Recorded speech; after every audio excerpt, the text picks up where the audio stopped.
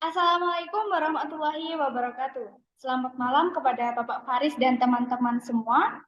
Pertama-tama, saya ingin mengucapkan terima kasih karena kalian telah meluangkan waktu untuk hadir pada presentasi kali ini. Pada malam ini, kita akan membahas topik yang sangat penting, yaitu korupsi dan upaya pemberantasannya dalam pandangan Islam.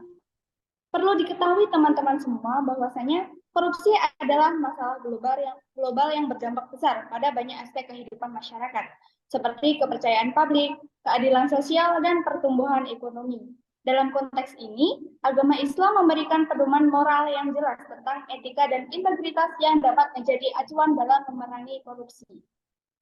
Melalui presentasi ini, kami akan mengeksplorasi ajaran-ajaran Islam yang berhubungan dengan kejujuran, keadilan, dan amanah. Selain itu, kita juga akan membahas bagaimana prinsip-prinsip ini dapat diterapkan dalam kehidupan sehari-hari, terutama dalam konteks penegakan hukum dan tata kelola yang baik. Kami berharap presentasi ini dapat memberikan wawasan yang baru dan mendorong diskusi yang konstruktif.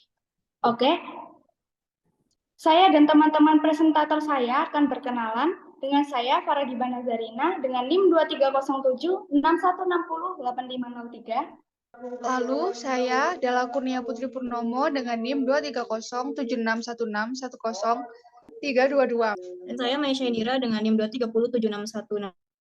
23071610620. Dan saya Tia Siti Eliza dengan NIM 2307616000275. Dan saya Zini Ilmarifa dengan NIM 2307616067795. Oke, Bapak Faris dan teman-teman semua, tanpa berlama-lama, mari kita mulai presentasi dengan yang pertama yaitu mengenali apa itu korupsi.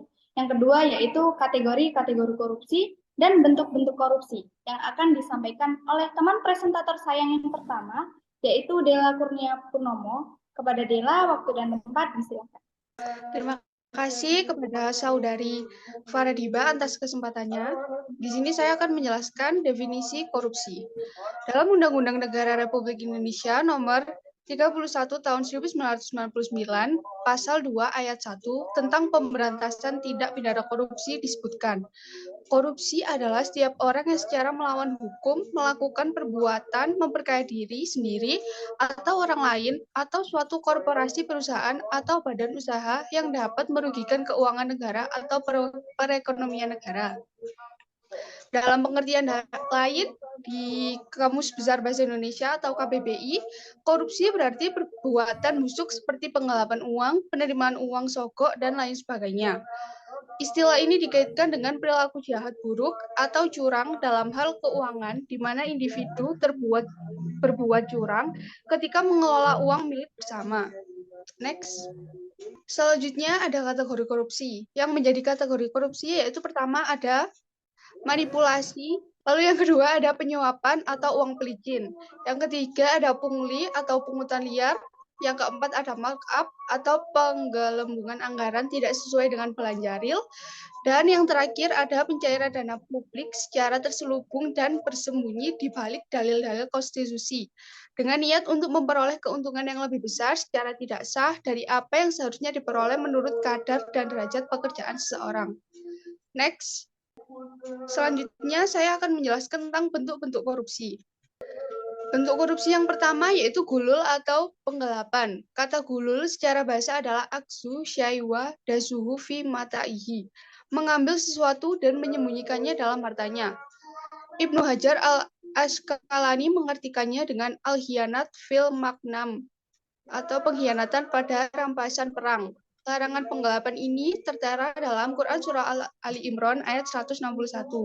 Yang kedua ada riswah, suap atau gratifikasi. Riswah sendiri merupakan perbuatan yang dilarang oleh Al-Quran, hadis, dan ijma ulama. Orang yang menyuap disebut al-rashi, orang yang mengambil atau menerima suap disebut al-mutashi, dan orang yang menjadi perantara antara pemberi dan penerimanya dengan menambahi di suatu sisi dan mengurangi di sisi lain disebut al-raishi.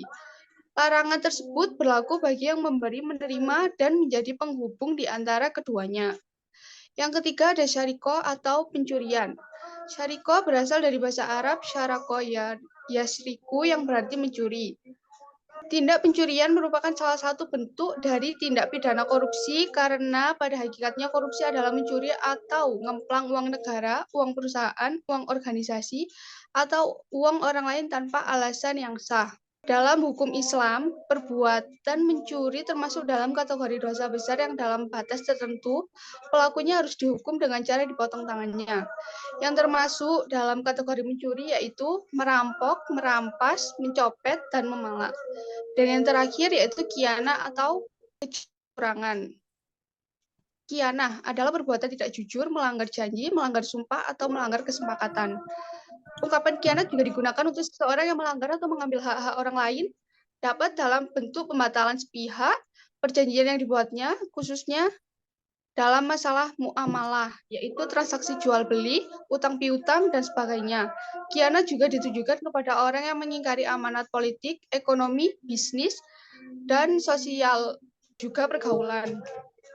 Allah Subhanahu wa Ta'ala sangat membenci perbuatan khianat. Sekian presentasi dari saya kembalikan ke moderator. Terima kasih Dela atas penyampaian 3 materi pertama kita pada malam hari ini. Baik, untuk materi selanjutnya akan saya sampaikan. Materi selanjutnya ini membahas bagaimana hukum korupsi dalam Islam. Bisa next slide. Hukum korupsi dalam pandangan Islam sendiri tercantum dalam Quran Surat Al-Ma'idah ayat 38 yang berbunyi, laki-laki yang mencuri dan perempuan yang mencuri, potonglah tangan keduanya sebagai pembalasan bagi apa yang telah mereka kerjakan dan sebagai siksaan dari Allah dan Allah Maha Perkasa lagi Maha Bijaksana. Dalam tafsir yang disampaikan, tafsir ringkas yang disampaikan oleh Kementerian Agama Republik Indonesia berbunyi bahwasanya setiap kejahatan pasti ada hukumannya. Adapun setiap orang laki-laki maupun perempuan yang mencuri, maka potonglah tangan keduanya sebagai balasan atas perbuatan buruk dan bertentangan dengan syariat yang mereka lakukan. Dan hal itu juga sebagai siksaan dari Allah sesuai dengan peringatannya. Sungguh dengan ketetapan dan peringatan ini, Allah Maha Perkasa, Maha Bijaksana. Yang dijelaskan itu merupakan ketetapan Allah, tetapi barang siapa bertobat setelah melakukan kejahatan itu, menyesalinya dan memperbaiki diri, serta berjanji untuk tidak mengulanginya, maka sesungguhnya Allah menerima tobat dan yang dilakukan dengan sepenuh hati. Sungguh Allah Maha Pengampun dan Maha Penyayang. Teman-teman, semua kejahatan yang berkaitan dengan tindak pidana korupsi merupakan dosa besar, karena dampak negatifnya bukan hanya bagi pelaku yang bersangkutan, tetapi juga menimpa pada bangsa dan negara Indonesia ini. Dengan demikian, hukuman bagi para koruptor disesuaikan dengan modus kejahatan yang dilakukan. Misalnya, ketika ada korupsi dengan modus mencuri atau menggelapkan dana negara, maka dia akan diperlakukan hukum potong tangan jika barang atau uang yang digelapkan sudah mencapai 1 nisab pencurian, yaitu senilai 94 gram emas. Hukuman lain bagi koruptor yaitu ta'zir, mulai yang paling ringan berupa dipenjara, lalu memecatnya dari jabatan dan memasukkannya dalam daftar orang tercela. Penyitaan harta untuk negara, dan hukuman mati jika memungkinkan. Hukuman ini disesuaikan dengan besar kecilnya jumlah uang atau barang yang dikorupsi dan dampaknya bagi masyarakat. Next.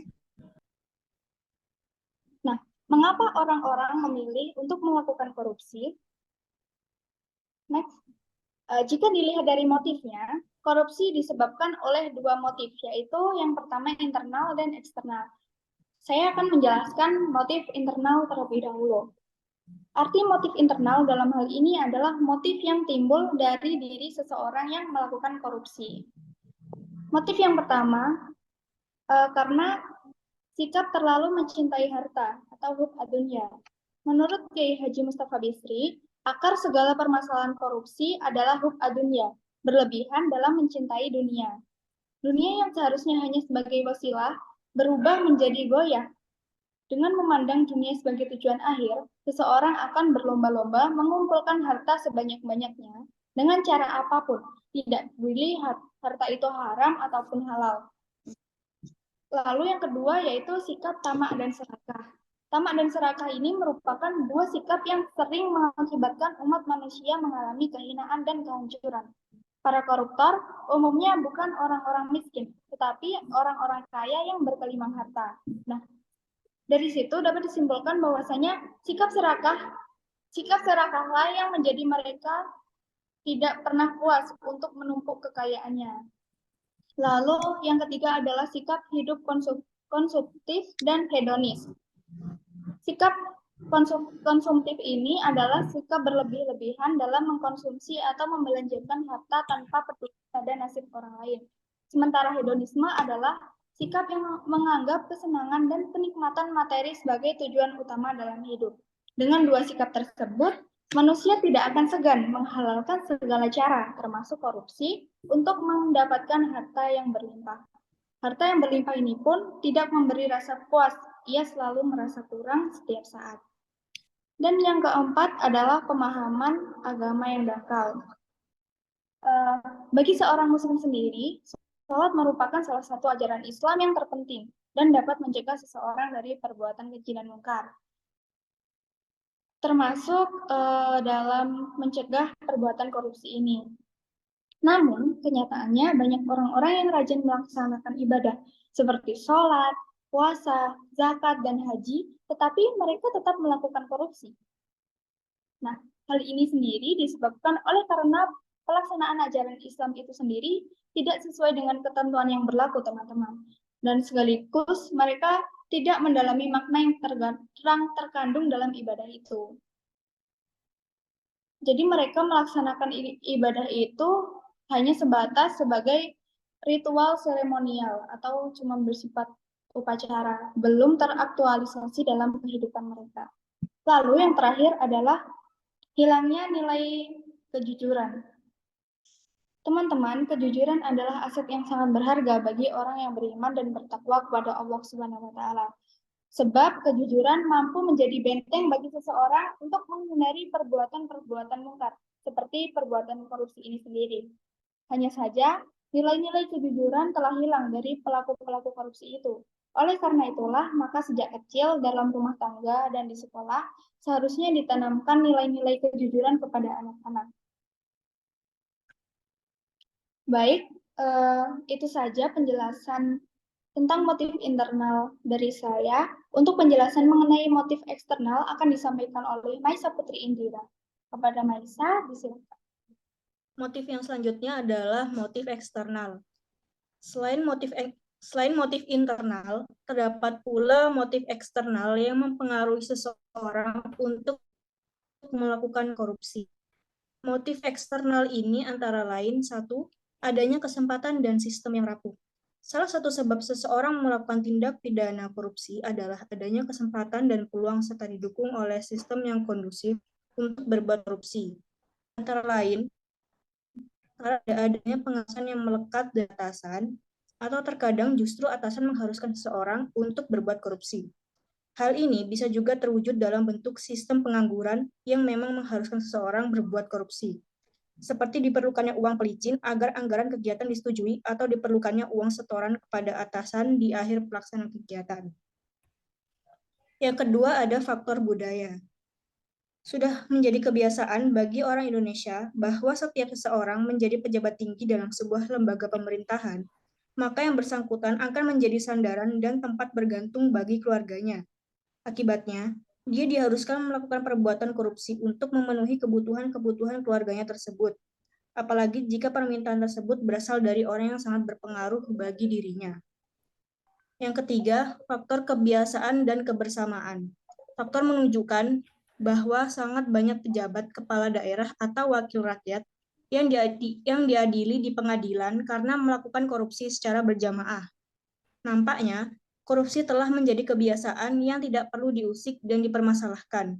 Akhirnya, terjadilah pembiasaan terhadap perbuatan yang salah. Padahal seharusnya kita membiasakan yang benar dan bukan membenarkan yang salah. Yang keempat, ada penegakan hukum yang lemah. Salah satu penyebab orang tidak takut korupsi adalah kenyataannya tidak ada sanksi hukum yang jelas bagi pelaku korupsi. Padahal hukuman terhadap mereka telah diatur dalam berbagai peraturan perundang-undangan yang berlaku. Tetapi, karena penegakan hukum yang lama, ditambah dengan aparat penegak hukumnya juga pelaku korupsi, maka para pelaku korupsi tidak jera dengan perbuatannya, dan bahkan semakin parah. Akibatnya, korupsi menjadi kebiasaan yang sulit dihentikan. Untuk selanjutnya, saya kembalikan pada moderator. Baik, terima kasih kepada Maisa atas penyampaian materi yang sangat luar biasa ini. Untuk presentasi selanjutnya akan disampaikan oleh presentator saya yang keempat, yaitu Tia Siti Aliza. Kepada Aliza, disilakan. Baik, terima kasih atas kesempatan yang telah diberikan oleh moderator kami, Faradiba.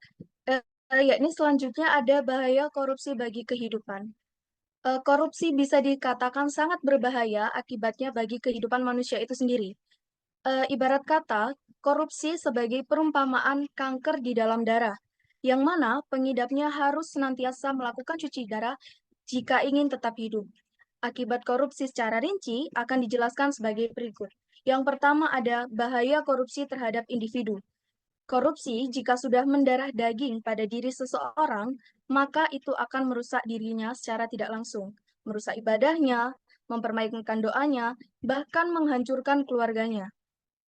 Hal ini karena orang yang memakan hasil korupsi itu sama dengan memakan harta haram. Efek sampingnya, korupsi sendiri adalah yang pertama, pelaku korupsi akan masuk ke neraka. Yang kedua, pemakan barang yang haram tidak akan mencapai derajat yang takwa. Yang ketiga, pemahaman beragamanya akan sempit.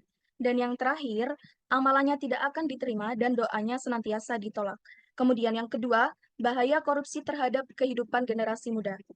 Efek negatif pada bahayanya korupsi dalam jangka panjang adalah rusaknya generasi muda.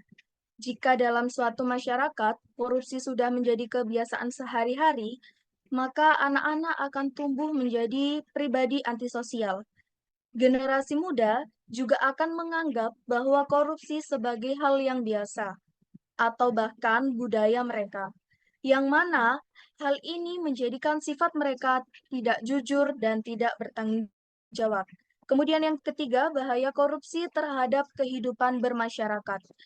Korupsi jika telah membudaya dan menjadi kebiasaan sehari-hari dalam suatu masyarakat, maka masyarakat tersebut bisa dikatakan sebagai masyarakat yang kacau. Fakta empiris hasil penelitian di berbagai negara dan teori-teori ilmu sosial menunjukkan korupsi berpengaruh negatif terhadap rasa keadilan dan kesetaraan sosial.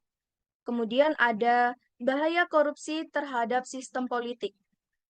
Kekuasaan politik yang dicapai atau didapat dengan korupsi akan menghasilkan pemerintahan dan pemimpin masyarakat yang tidak legitimate atau tidak sah di hadapan masyarakat. Ini menyebabkan masyarakat tidak akan percaya dengan pemerintah atau pemimpin tersebut. Kemudian, yang mana akan mengakibatkan masyarakat tidak akan patuh dan tunduk pada otoritas mereka. Hal ini juga dapat memicu instabilitas sosial politik dan integrasi sosial, serta di beberapa kasus ini dapat menyebabkan jatuhnya kekuasaan pemerintahan secara tidak terhormat. Mungkin itu saja yang bisa saya sampaikan. Selanjutnya akan saya kembalikan kepada moderator. Baik, terima kasih untuk Liza atas penyampaian materi yang sangat luar biasa itu. Untuk selanjutnya adalah bahaya korupsi pada poin 5 dan 6, dan materi tentang korupsi yang akan disampaikan oleh teman presentator saya yang terakhir, yakni Zidni Ilma Arifah. Kepada Zidni, disilahkan. Baik, terima kasih kepada moderator atas kesempatannya. Di sini saya akan melanjutkan poin dari bab bahaya korupsi bagi kehidupan yang sebelumnya telah disampaikan Liza. Di poin 5, ada bahaya korupsi terhadap sistem birokrasi organisasi. Ya, maaf sebelumnya ini sistem birokrasi administrasi. Baik, korupsi juga menyebabkan tidak efisiennya birokrasi dan meningkatkan biaya administrasinya. Jika birokrasi telah dikuasai oleh korupsi dalam berbagai bentuk, maka prinsip dasar birokrasi seperti rasional, efisien, dan kualifikasi tidak akan pernah terlaksana. Kualitas layanan yang jelek dan mengecewakan publik karena hanya orang-orang kaya yang mendapatkan layanan yang baik karena mereka mampu menyuap.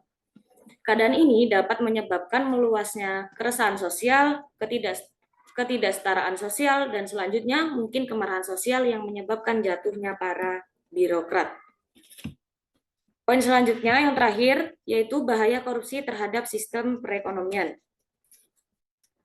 Korupsi juga berdampak merusak perkembangan ekonomi suatu bangsa. Jika suatu proyek ekonomi syarat dengan korupsi, baik dengan penyuapan untuk kelulusan proyek, nepotisme dalam penunjukan pelaksana proyek, penggelapan dalam pelaksanaannya, dan bentuk-bentuk korupsi lain dalam proyek, maka pertumbuhan ekonomi yang diharapkan dari proyek tersebut tidak dapat tercapai.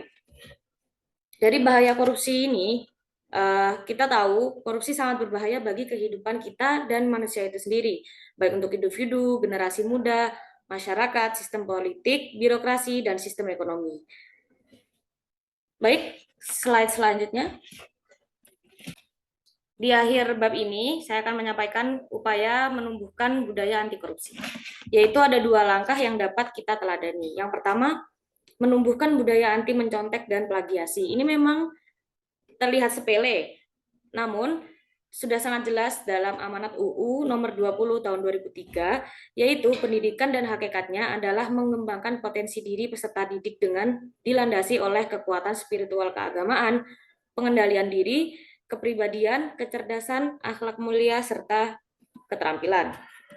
Dari permasalahan ini, fenomena di sebagian kalangan mahasiswa adalah budaya tidak jujur, misalnya mencontek, plagiasi, dan titip absen. Perilaku negatif ini merupakan bentuk ketidakjujuran yang kelak rentan memunculkan perilaku korupsi.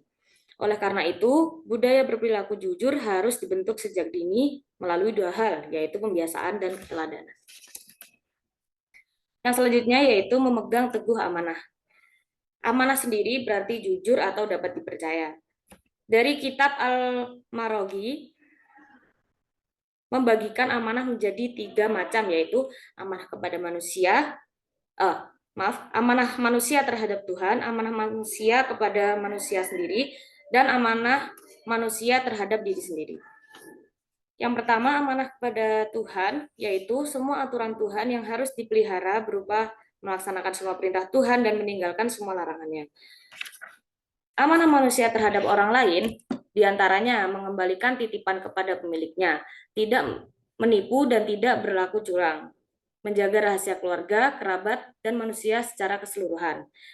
Dan yang terakhir, amanah manusia terhadap dirinya sendiri, yaitu berbuat sesuatu yang baik dan bermanfaat bagi dirinya sendiri, baik dalam urusan agama maupun dunia, dan tidak membahayakan di dunia dan di akhirat.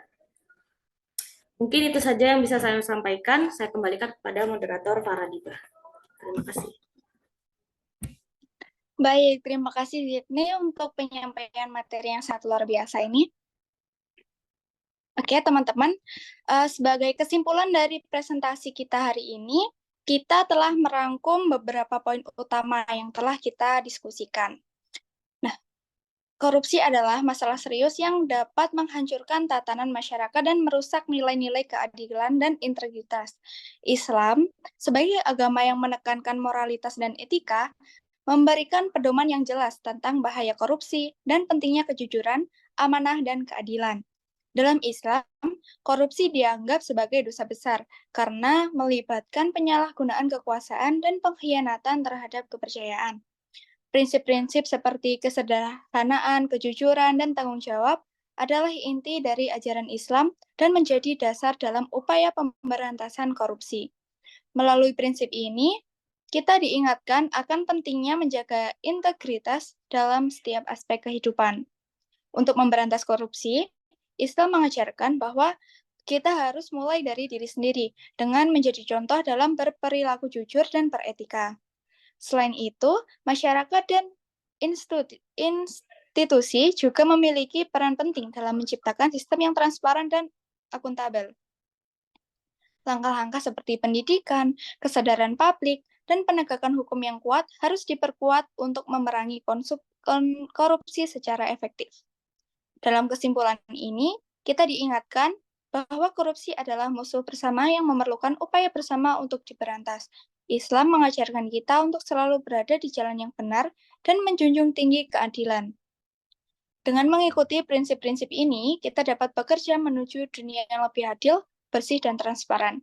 Baik teman-teman semua dan Bapak Faris, itulah tadi hasil dari diskusi kami mengenai korupsi dalam pandangan Islam. Kami meminta maaf jika terdapat kurang atau kesalahan kata, dan terima kasih atas kehadiran teman-teman semua dan Pak Faris yang telah mendengarkan penyampaian hasil diskusi kami pada malam hari ini. Baik, sekian dari saya dan teman-teman presentator saya yang lain. Saya akhiri. Wassalamualaikum warahmatullahi wabarakatuh.